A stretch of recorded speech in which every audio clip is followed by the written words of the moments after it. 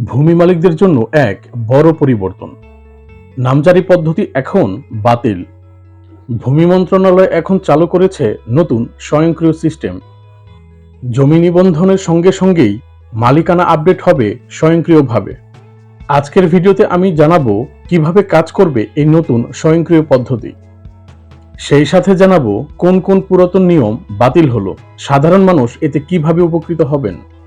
তাই ভিডিওটি না টেনে সম্পূর্ণ দেখুন, ভুল তথ্যের ফাঁদে পড়বেন না।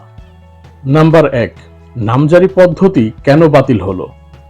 বছরের পর বছরের জমির মালিকানা পরিবর্তনের জন্য আলাদা করে নামজারি করতে হতো। এই প্রক্রিয়ায় সময় লাগতো মাসের পর মাস, আর দুর্নীতির অভিযোগ ছিল অনেক।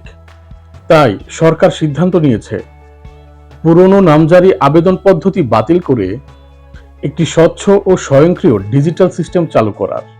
একটি জরিপের মাধ্যমে দেখা যায় নামজারির হয়রানিতে শিকার হয়েছেন বাংলাদেশের 70% ভূমি মালিক। নাম্বার 2, নতুন ও স্বয়ংক্রিয় সিস্টেম কিভাবে কাজ করবে? জমি বিক্রি বা হস্তান্তরের সময় রেজিস্ট্রেশন অফিস থেকে তথ্য যাবে ভূমি অফিসে। কোনো রকম আলাদা আবেদন ছাড়াই রেজিস্ট্রেশন শেষে স্বয়ংক্রিয়ভাবে খতিয়ান আপডেট হবে। নতুন মালিকের নাম, এনআইডি ও জমির খতিয়ান সবকিছুই যুক্ত হবে একটি ক্লিকেই। সিস্টেমটি স্বয়ংক্রিয়ভাবে যাচাই করে মালিকানা রেকর্ড করবে।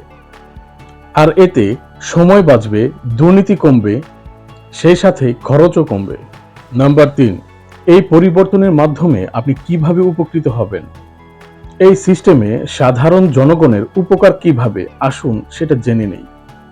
আলাদা নামজারির জন্য আমাদের অফিসে আর দৌড়াদৌড়ি করতে হবে না।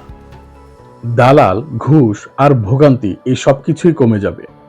আমাদের একাধিক অফিসে না গিয়েই একটি অফিসে বা একটি জায়গা থেকেই আমরা সব কাজ করতে পারবো। নামজারির জন্য আলাদা কোনো টাকা পয়সা গুনতে হচ্ছে না। সিস্টেমটি স্বয়ংক্রিয় হওয়ার কারণে আর কোনো প্রতারণার ভয় নেই। এই প্রযুক্তিটি চালু হলে জমির মালিকানা থাকবে স্বচ্ছ ও নিরাপদে। নাম্বার 4, তাহলে কারা এই সুবিধাটি পাচ্ছেন? এই নতুন স্বয়ংক্রিয় সিস্টেমটি জুলাই 2025 সাল থেকে চালু হচ্ছে সারা বাংলাদেশে। প্রথমে জেলা ও মহানগরে, তারপর ধাপে ধাপে উপজেলায় পৌঁছাবে। যারা নতুন করে জমি কিনছেন বা হস্তান্তর করছেন তাদের ক্ষেত্রেই এই স্বয়ংক্রিয় পদ্ধতি প্রযোজ্য হবে। আর পুরনো রেকর্ডধারীদের জন্য থাকবে আপডেট অপশন। সরকারের এই যুগান্তকারী সিদ্ধান্ত নিয়ে আপনার কি মতামত? কমেন্টে জানাতে ভুলবেন না। আর এমন এই আইনি গুরুত্বপূর্ণ আপডেট পেতে আমাদের চ্যানেলটি লাইক, শেয়ার ও সাবস্ক্রাইব করতে ভুলবেন না। ধন্যবাদ।